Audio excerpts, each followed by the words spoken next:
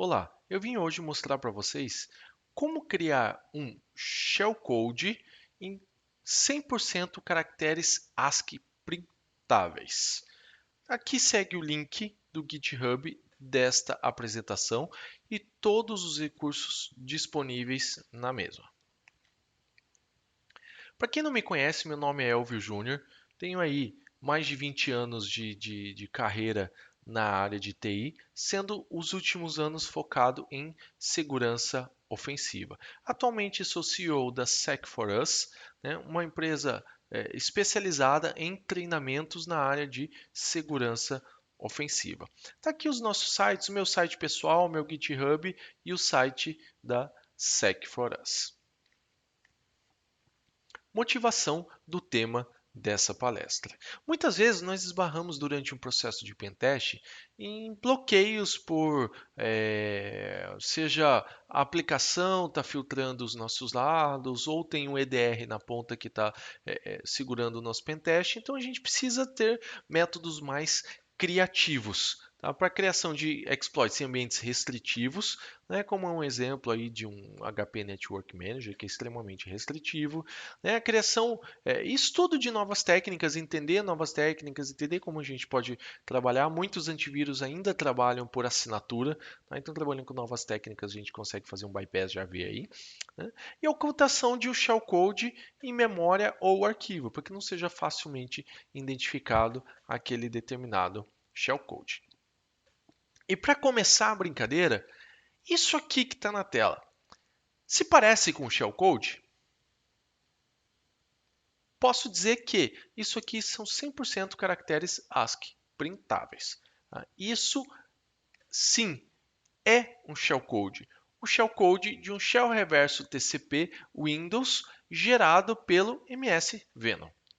Parece isso? Não parece, mas é. Tá? Então nem tudo é tão simples. Por quê? Porque a aplicação pode estar filtrando dados, pode estar filtrando a string para somente caracteres ASCII printáveis. Muitas vezes não pode conter 00, né? Salto para o shellcode pode ser complexo, muitas vezes tem que fazer um jump, o call, alguma coisa assim, fica mais complexo, né? E a entrada de dados aí é filtrada. E, além disso, alguns comportamentos podem se parecer muito suspeitos, como, por exemplo, um campo onde deveria ter somente o nome do usuário, né, ou uma entrada de usuário qualquer, né, mas de repente naquele campo você começa a receber vários nopes, ou seja, o hexadecimal 90, né, muitos caracteres não printáveis, ou seja, muita coisa que está fora desse range de caractere printável, né, contexto /bin /sh, né, contexto cmd.exe, né, ou qualquer coisa que se pareça outro código. Tudo isso é suspeito e facilmente detectável por humanos ou por aplicações EDR. E como que a gente pode se fazer se passar por um input válido? Né? Essa é a ideia dessa palestra. Primeiro, utilizar somente caracteres ASCII printáveis. Né? O que são isso? São dígitos alfanuméricos, então de A a Z maiúsculo, A a Z minúsculo e assim por diante. Palavras em inglês, português, né? Pontuação, colchete, abre parênteses, fecha parênteses e assim por diante. Quais são as vantagens disso? Menor chance de ativar um alarme de detecção, menor chance de quebrar o shellcode. Tá? E surge uma pergunta: isso é possível? Eu posso dizer para você, sim, é possível e nós vamos fazer aqui. E eu tenho o código completo para vocês lá no GitHub. Tudo começa aqui. Então, se a gente der uma olhada na tabela ASCII, né, vamos pegar aqui do espaço para frente. Ó. Então, desse ponto aqui para baixo, tá? Até esse ponto aqui para cima. Então, tudo isso que a gente está vendo nesse range aqui é aquilo que a gente chama de caracteres ASCII printáveis. Por exemplo, porque exclamação, igual, cerquilha, enfim, tudo isso aqui é printável. Então, a gente pode utilizar na nossa aplicação, no nosso shellcode. Tá? Então, na tabela ASCII aqui eu tenho o quê? Eu tenho o hexadecimal, tenho o decimal e eu tenho o que ele significa. E assim por diante. A gente vai utilizar muito mais o hexadecimal né, e o caractere propriamente dito aqui no decorrer desse nosso estudo. Tá? Como, por exemplo, aqui eu tenho uma tabela ASCII versus instruções. Então, dessa tabela ASCII aqui, por exemplo, vamos pegar alguns caras aqui, ó, por exemplo, 41, 42, 43, 44. Opa, vamos pegar o hexadecimal. Desculpa, eu estou pegando o cara errado aqui. Hexadecimal, ó, 41. Vamos pegar daqui para baixo, ó. 41, 42, 43, 44, 45. Ó, pega esses caras aqui. A maiúsculo, B maiúsculo, C maiúsculo, D maiúsculo e E maiúsculo. Olha aqui, ó. A maiúsculo, ele é uma instrução. Inc ECX. B maiúsculo, ele também é uma instrução. Inc EDX. E assim nós temos uma série de outras instruções. Inc, DEC, push, pop, pop-A, push, jumps condicionais, comparadores, XOR e assim por diante. Nós temos vários caras aqui que podem ser utilizados. Então vamos fazer uma POC, vamos brincar aqui um pouquinho para a gente entender como esse negócio funciona. Então a gente está pegando aqui nessa POC, vamos fazer um echo "-n" para não ter quebra de linha, do texto HIJKL para um arquivo e depois eu vou mandar o objet dump fazer o disassembly dele. Quando eu faço isso aqui, ele vai ter lá, ó, HIJKL. Vamos dar uma olhada nisso aqui, ó. Cadê o nosso H aqui, ó? HIJKL 68, 69, 6A, 6B e 6C. Se eu olho aqui, ó, 68, 69, 6A, 6B, 6C. Isso aqui significa essa instrução. Push e um valor aqui. 69, 6A, 6B e 6C. Exatamente aquilo que a gente passou, os nossos opcodes aqui, ou os nossos hexadecimais, se transforma nessa instrução aqui. Então, o que eu resolvi fazer para a gente brincar aqui, para a gente tentar entender e ver o que tem possível, o que nós podemos fazer com esses caracteres ASCII printáveis. Tá? Então, eu fiz aqui uma word list. Então, eu gerei uma word list de 1 a 4 caracteres, tá? De A a Z maiúsculo, A a Z minúsculo, 0 a 9, pontuação e caracteres especiais.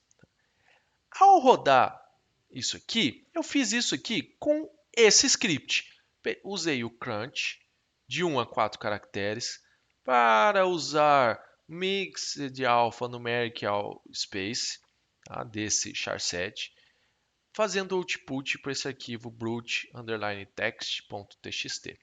Depois eu limpo aqui um arquivo tempout, faço a leitura de linha por linha desse arquivo brute_text, tá, que a gente gerou com crunch aqui. Faço a mesma coisa que a gente fez anteriormente lá. Aqui, ó, a mesma coisa que a gente fez com o echo, jogando para o arquivo texto e depois com o object dump. Faço a mesma coisa aqui, ó, echo para esse arquivo temporário. E depois eu pego o ASM dele, ou seja, só pego as instruções, tudo dele, aqui. Se for diferente de 0, eu jogo nesse arquivo tempout.txt.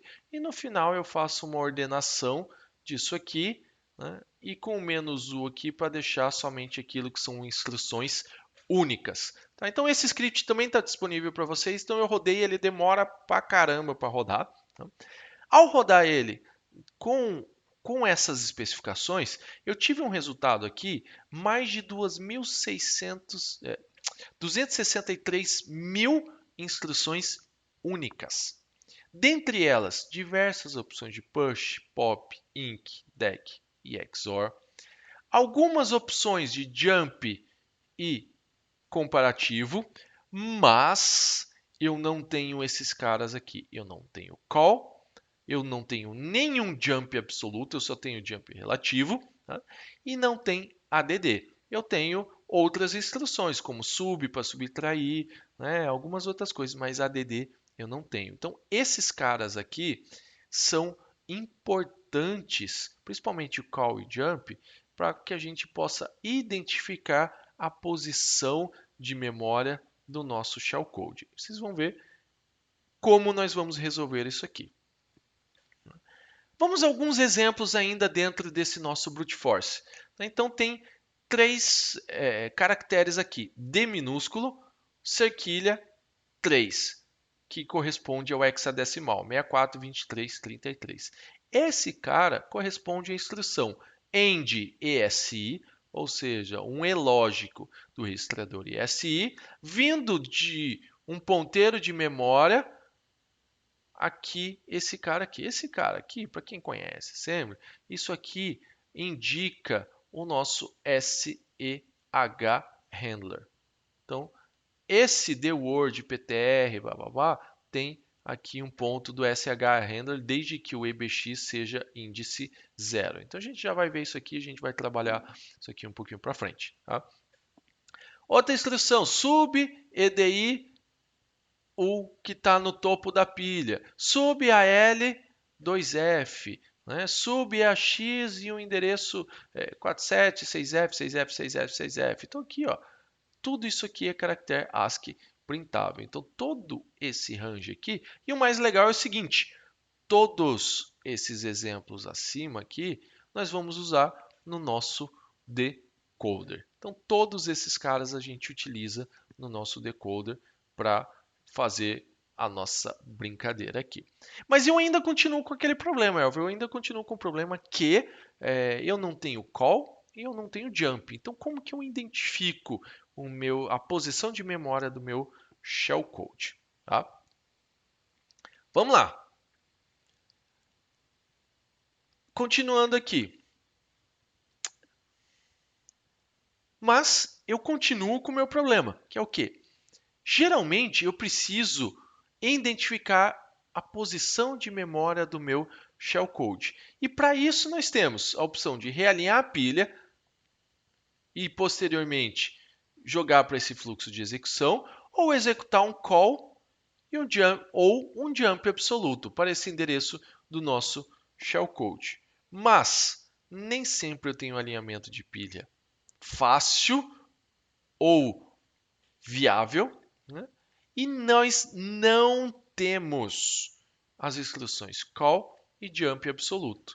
E um jump curto aqui não vai resolver, porque o jump relativo não vai nos resolver. Teria que ser um jump absoluto aqui. E aí, Houston, we have a problem. O que nós podemos fazer?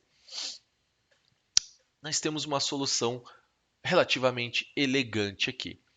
Essa solução se baseia no exception handling, que é o que? O nosso famoso try-catch. Como que funciona o try-catch? Eu tenho um código protegido dentro do try. Caso ocorra alguma exceção aqui, ele vai para o catch, que é o que? Um código que será executado caso alguma exceção ocorra. E como que vai funcionar aqui esse nosso cara? Nós vamos ter aqui o nosso código do decoder. E aqui, nessa área do nosso pseudo-catch, é a área onde o payload será decodado. Então, nós vamos decodar em tempo de execução dentro dessa área aqui. E, por fim, nós vamos gerar uma exceção.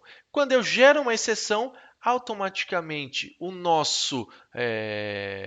a nossa aplicação vai ser direcionada para esta área de memória. Então, com isso, eu estou simulando um call ou um jump. Só que sem chamar call e sem chamar jump. Simplesmente com isso aqui. Eu crio um tratador de exceção, colocando o endereço desse tratador de exceção como o endereço do payload decodado. Né? Então, eu decodo ele, crio o tratador de exceção para esse endereço de memória e depois eu gero a exceção. Quando eu gerar a exceção, o nosso cat vai ser direcionado para cá e o nosso payload, enfim, executado. Então, essa estratégia que a gente vai adotar aqui para bypassar esse problema do call e do jump.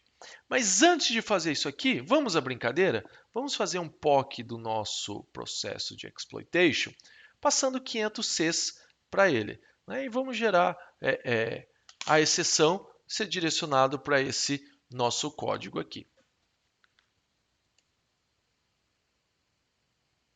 nós temos então aqui agora o nosso POC 0, que o objetivo dele é só validar, verificar o nosso encaixe de pilha, se o encaixe está correto.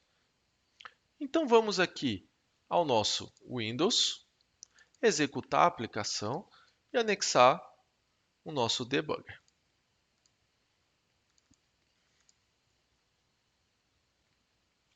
Volto no Linux e executo esse POC 0 aqui. Envio o exploit. Se tudo ocorreu com sucesso, está aqui, ó, EIP sobrescrito 42, 42, 42, 42. Então, isso funcionou e funcionou corretamente. Tá? Então, vamos fechar aqui e abrir a nossa aplicação de novo, anexar ela no debugger.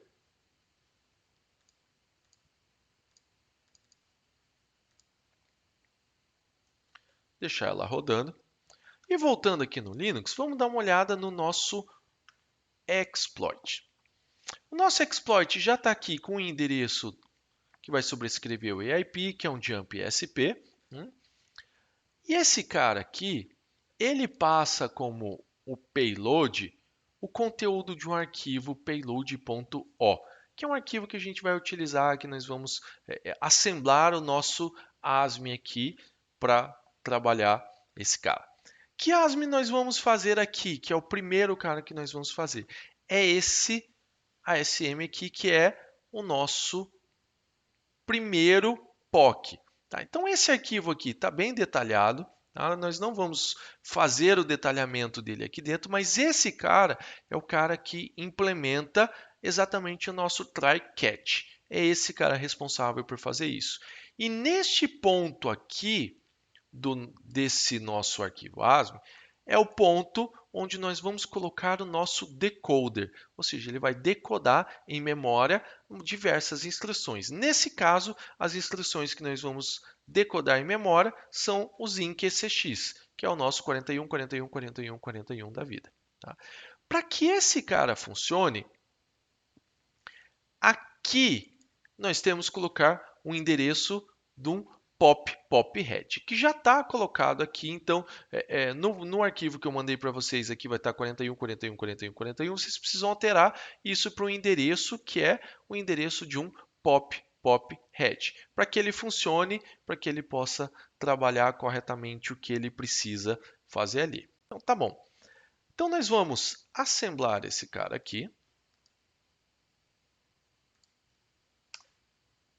Então, tá feito aqui. Agora, eu pego aqui esse endereço e coloco um breakpoint nele, que é o endereço de um jump ESP, aqui. E eu posso, enfim, executar esse primeiro exploit aqui. Então, ele mandou. Aconteceu com sucesso, então aqui, ó, cheguei num breakpoint, ó, breakpoint, add, e tá esse cara bonitinho aqui, 72, 74, 21. Então, eu cheguei nesse breakpoint. Vou dar um F7 aqui para ser executado para o meu código aqui. Então, esse aqui é exatamente o código do nosso ASM que nós vimos ali. Vamos dar uma olhada aqui. Para que isso funcione, eu preciso verificar uma opção dentro do meu debugger aqui. Então, Debug Options. Dentro de Exceptions, eu preciso ter a certeza que ele está deste modo aqui, que ele não está ignorando Memory Access Violation, que ele tem que passar para mim como debugger esse cara. Então, dou um OK aqui e eu pressiono aqui F9. Pressionei F9, ele deu aqui, ó, Access Violation, Writing, blá, blá, blá, blá, blá, blá. Esse é a nossa exception. Essa é a exceção que a nossa aplicação está rodando.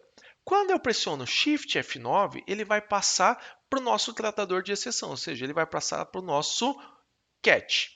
Só que antes de passar para o nosso catch, né, ali do try catch, eu preciso fazer o seguinte. Eu preciso ver esse endereço do pop-head e preciso colocar um breakpoint nele. Então, eu copio esse cara, venho aqui e coloco um breakpoint nele. Então, tá aqui, ó, pop-head. E agora sim eu posso passar a nossa exceção, Shift F9. Passei a exceção, aqui ó, breakpoint, então alcançou esse breakpoint. Eu faço aqui, executo ó, F7, F7, F7, retorno, beleza. Deixo ele executar aqui, bonitinho, tranquilo, que é uma característica dele. Ele vai fazer o seguinte, F7, F7, vai fazer um jump short aqui. Ele vai fazer algumas coisas, isso aqui ainda é processo do nosso decoder, tá? O nosso decoder faz isso. Vem aqui e agora, nesse call EAX, ele vai saltar para o nosso buffer decodado, que é um monte de 41 que a gente viu anteriormente. Então, a hora que eu fizer esse F7 aqui, olha lá, um monte de 41 aqui. Então, ele fez esse processo de decoder para esses 41 aqui. Eu poderia colocar no lugar do 41 aqui 90? Poderia, só que eu tenho que fazer um outro cálculo, alguma coisa, a gente não chegou nesse ponto aqui. Então, nesse ponto, nós fizemos o seguinte, nós saltamos para essa área aqui, que é a área do nosso decoder. Então, ele fez o try-catch, ele registrou o try-catch, fez tudo bonitinho e chegou nesse ponto do nosso decoder aqui. Elvio, mas quem que me prova que esse cara só tem caracteres ASCII? Eu provo agora. Se eu fizer um cat aqui nesse payload.o aqui, tá aqui, ó. Quando ele não tem caractere ASCII, quando ele tem algum outro tipo de caractere, ele aparece aqui uma interrogação, aparece alguns caracteres meio esquisitos aqui. Ou se você fizer aqui um xxd payload e olhar um por um dos caracteres aqui do hexa dele, vocês vão ver que está tudo dentro da tabela do hexa de ASCII printáveis. Tá? Então, esse é o cara que a gente acabou de fazer, que a gente acabou de trabalhar com uma série de 41 ali. Se a gente quiser fazer um POC, nós poderíamos alterar isso aqui para 90, 90, 90. Só que 90 não é caractere printável, né? Então eu não vou alterar, não é isso o objetivo para a gente fazer agora. Tá? Então fizemos o nosso POC e fomos direcionados ao nosso código, que até o momento é um monte de 41, que é o INC do registrador. O nosso decoder, ele é baseado numa técnica, ele é inspirado numa técnica criada pelo Aharoni e apresentado na DEFCON de 16, que consiste no quê? Consiste em uma decomposição numérica. Tá? Para a gente entender de forma muito rápida o que é decomposição numérica, né? Lembrando lá nosso primeiro ano do ensino fundamental. Né? Então aqui eu tenho um número, 41, eu quero que esse número, eu quero fazer duas somas de caracteres possíveis dentro do meu range de caracteres ASCII printável. Né? Então, por exemplo, aqui, 40 mais 1. 40 mais 1 não é igual a 41? Então tá bom. Então eu posso fazer essa soma dentro de um registrador qualquer, 40 mais 1, que eu vou ter no final o nosso 41. Então eu pego dois valores, que são dois valores possíveis dentro da minha tabela ASCII, né, printável, e eu somo eles e depois eu faço o push dele em memória e assim por diante. Então essa basicamente é a nossa técnica. Eu tenho uma decomposição numérica aqui com 3 operandos, né? Então 35, 5 mais 1, né? 35 mais 5, 40, mais 1, 41, cheguei no mesmo resultado. Né? Então muitas vezes a gente precisa trabalhar isso aqui também. Aqui eu tenho alguns exemplos, né? 90, 90 e B06, uma instrução bem conhecida, né? Então tem todos os valores, todo o processo de decomposição aqui de cada um desses caras. Bom, vamos ao esquema prático. O que eu tenho que fazer? Elvio, eu tenho um monte de caractere que eu preciso trabalhar eles e eu não tenho a mínima ideia de como trabalhar. Tá? Uma série de caracteres. Primeiro, para facilitar, transforme o valor desejado, byte ou caractere, em decimal. Então eu pego, por exemplo, 90, 90 e B06. Pego ele, transformo para decimal. O 90, por exemplo, é decimal 127. E vejo quantas operações são necessárias naquele grupo de 4 bytes. Então, voltando aqui, ó, eu tenho um grupo de 4 bytes aqui, ó, 90, 90 e B06. Então, vejo nesses 4 bytes, se é viável eu trabalhar eles com somente uma soma para chegar ao 9090 e B06? Se é viável, beleza, vamos tocar o bonde e assim a gente trabalha. Tá? E encontre valores que, subtraídos de FF, ou seja, decimal 255, resulte no valor desejado. Quando não encontrado um valor exato, nós vamos utilizar as instruções de INC. INC AX, INC BX, INC, assim por diante. Então, esse é o nosso processo do decoder. Então, vamos agora codificar diversos NOPs, tá? Que é o X90, para dentro daquele da nosso POC, vamos melhorando ele e vamos executar os nossos NOPs aqui. Para esse processo, nós vamos fazer o seguinte. No meu GitHub, nós vamos pegar o nosso ASCII encoder. Então, é um encoder já pronto para vocês. Então, eu vou pegar ele aqui no meu Kali, git clone, e vou clonar esse cara aqui. Então, está aqui o nosso ASCII encoder. Adicionalmente, eu vou fazer o seguinte. Eu tenho aqui um POC2.sm, que nada mais do que um assembly, um shellcode, né? Estou simulando aqui um shellcode com um monte de NOPs. Pode ser qualquer shellcode, inclusive o shellcode do MetaInterpreter da vida, mas nesse caso a gente vai simular um monte de NOPs aqui. Então eu vou assemblar esse cara, nasm -o POC2.o, POC2.asm. Beleza. XXD POC2.o, eu tenho lá um monte de 90 ali, um monte de NOPs. E agora nós vamos executar o nosso ASCII encoder, que é o nosso encoder. E o que ele espera para a gente? Ele espera o nosso arquivo de payload e o output, ou seja, para onde ele vai sair esse cara aqui. Tá? Então, se eu posso passar só o P, vamos só passar o nosso P aqui. Qual é o arquivo de payload? Esse POC2.o.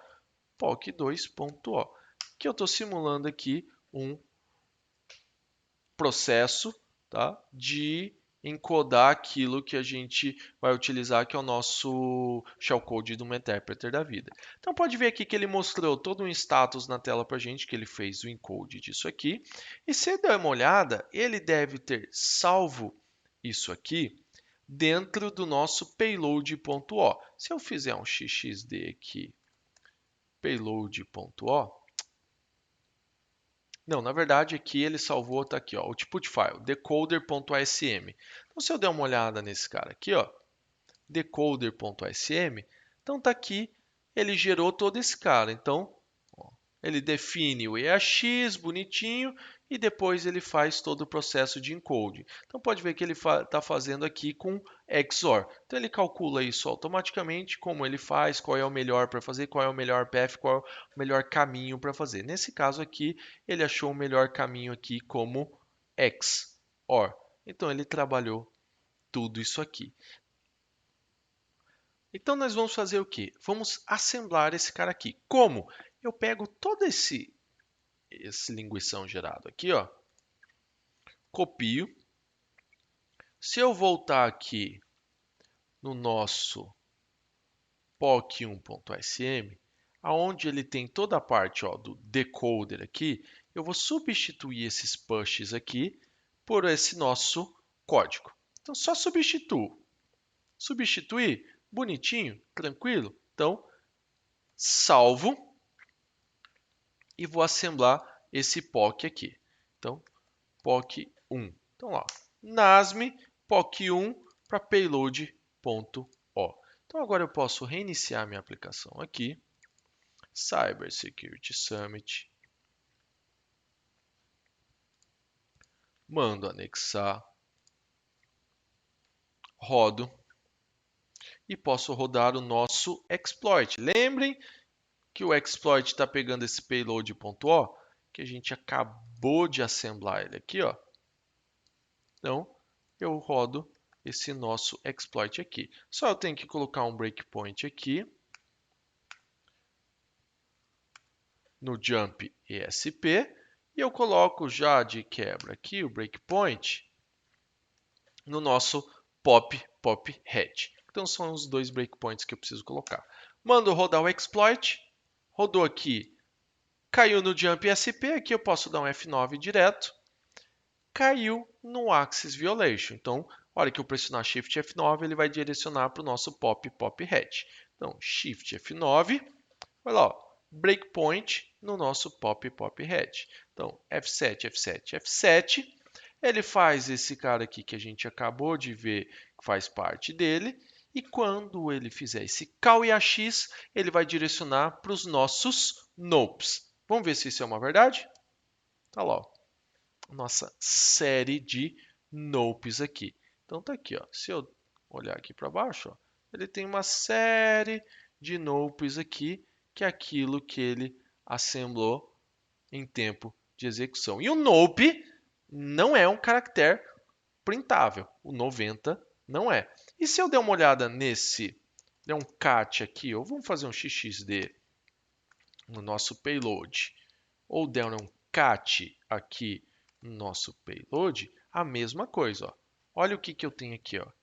Eu não tenho nenhum caractere inválido, ou seja, não tenho nenhum caractere não printável. Tudo aqui é caractere printável. Nós podemos ir então para o nosso grand finale, que é o quê? Gerar um payload com MSVeno sem nenhum encoder e encodá-lo aqui. Vamos fazer isso aqui? Então, MSVeno, então tá aqui, ó. Shell reverse TCP para o IP da minha máquina. Então vamos ver se esse IP é o IP da minha máquina. Tá aqui, ó, 581. Então, o IP da minha máquina, porta 4321. Notem, sem nenhum encoder aqui. Quando eu executar e der uma olhada aqui, a gente vai ver que o próprio MSVeno vai mostrar para a gente que não tem encoder, não tem bad share, não tem nada. Então, não foi especificado nada. Ó. No encoder or bad shares. E ele salvou nesse cara aqui. Então, agora eu posso mandar ele encodar aqui. Ó. Encoder -p /tmp reverse shell.o. Esse processo vai demorar um pouquinho porque ele é grande, né? Então ele vai ele vai encodar todo, né? Então vai gerar um arquivo grande, ele vai salvar aqui em decoder.sm e vamos deixar ele executar todo esse processo aqui. Após a finalização do processo de encode, nós podemos ver aqui que ele gerou o arquivo decoder.asm, exatamente igual anteriormente. Dando uma olhada nesse arquivo, está todo o processo aqui de encode, né? Um processo relativamente longo. Se a gente der uma olhada dentro do diretório aqui do ASCII encoder, nós temos lá o payload.asm. O que muda esse payload desse POC1 nosso? A única diferença é que o payload, no momento lá do decoder, ele faz o include desse arquivo aqui, decoder.asm. E aqui nós tínhamos colocado um POC manual. Então o que eu vou fazer? Eu vou usar o mesmo arquivo nosso lá, porque ele já está alterado ali o placeholder do pop head. Tá? Então eu só vou alterar os 41 aqui para o includer do decode.asm. E agora eu posso fazer aqui o que? O NASM deste cara aqui, para o payload.o. Se eu der um xxd nesse cara, a gente pode ver que ele é um arquivo bem longo. Um cat nele também, que é exatamente aquele cara que nós colocamos nos primeiros slides. Então, totalmente aqui 100% ASCII printável. E agora nós podemos então gerar aqui netcat lvp 4321, sabendo que o nosso exploit vai ler esse arquivo payload.o e vai explorar na nossa aplicação. eu posso abrir a aplicação, não preciso nem colocar no Immunity nada. E posso simplesmente rodar aqui. Rodei, tem o nosso shell reverso. Então está aqui tudo prontinho e funcional, nosso cara com 100% caractere ASCII printável. Se a gente der uma olhada aqui no nosso encoder, ele tem diversas coisas aqui, né? E ele tem aqui o range de caracteres aceitos por ele. Então, se você quiser trabalhar aqui com os caracteres mais ou menos, basta simplesmente excluir aqui, na verdade, ele está trabalhando por exclusão, então colocar aqui nos bad chars aquilo que você não quer que ele use. Se a gente der uma olhada em decimal aqui, ele vai do 0 a 33 e depois do 126 a 256. Se a gente der uma olhada aqui no na nossa tabela ASCII, ele está pegando exatamente ali, ó, decimal 0 a 33, ou seja, ele exclui até o exclamação, então do 0, na verdade ele vai até o 32 ali, né? O Python vai até 32. Então 0 a 32, então ele exclui inclusive o espaço, e depois do 126, né, que é o tio aqui, para frente, né? Então ele exclui tudo isso aqui. Então mantém esse range no meio. Então, se caso tem algum caractere que você queira excluir, basta trabalhar aqui e colocar no bad char aqui. Então, eu quero excluir um caractere x, ponto append, né, e coloco aqui o caractere que eu quero excluir. Eu quero excluir o A maiúsculo. Então, ele vai excluir aqui dos bad chars, ou seja, ele vai excluir do processo de encoder aqui. Bom, então era isso que eu queria mostrar para vocês. Segue aqui os links do código completo do ASCII Encoder, está público no GitHub.